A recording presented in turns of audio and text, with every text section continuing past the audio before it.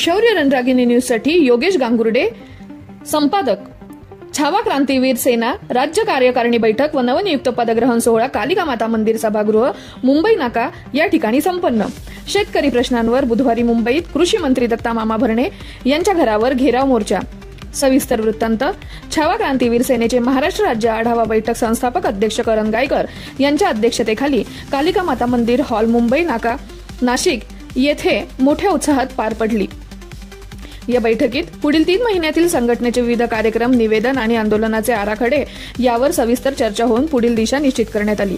संस्थापक अध्यक्ष करण गायकर यांनी मार्गदर्शन करताना सांगितले की सध्या अवकाळी पावसामुळे राज्यातील शेतकऱ्यांचे अतोनात नुकसान झाले असून त्यांच्यावर मोठे संकट कोसळले आहे। राज्य सरकारने कर्जमाफीची तारीख जाहीर केली असली तरी प्रत्यक्षात शेतकऱ्यांच्या मदतीसाठी ठोस उपाययोजना दिसून येत नाही।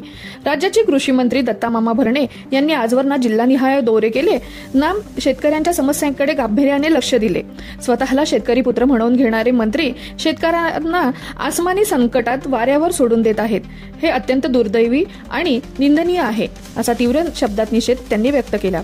त्याचबरोबर त्यांनी उपमुख्यमंत्री अजितदादा पवार यांच्या वक्तव्यावरही टीका करताना म्हटले की राज्याचे मुख्यमंत्री देवेंद्रजी फडणवीस शेतकऱ्यांना दिलासा देण्याचा प्रयत्न करत असताना दुसऱ्याच दिवशी अजितदादा किती दिवस माफ करायचे असे बोलून शेतकऱ्यांच्या जखमेवर मीठ चोळतायत। सत्तेच्या खुर्च्या या शेतकऱ्यांच्या घामावर उभ्या राहिल्या आहेत, हे त्यांनी विसरू नये।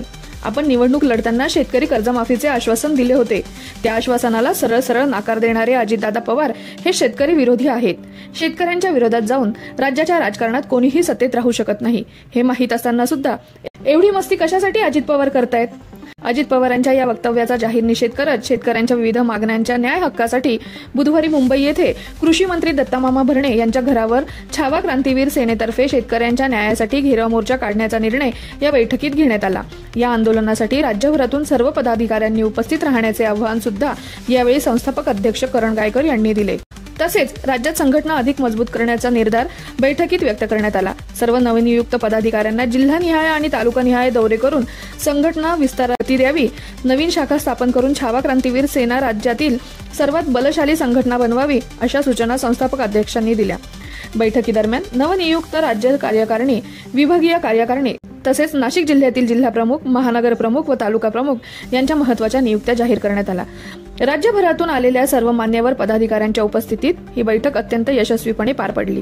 शौर्य रणरागिणी न्यूजसाठी योगेश गांगुर्डे, संपादक।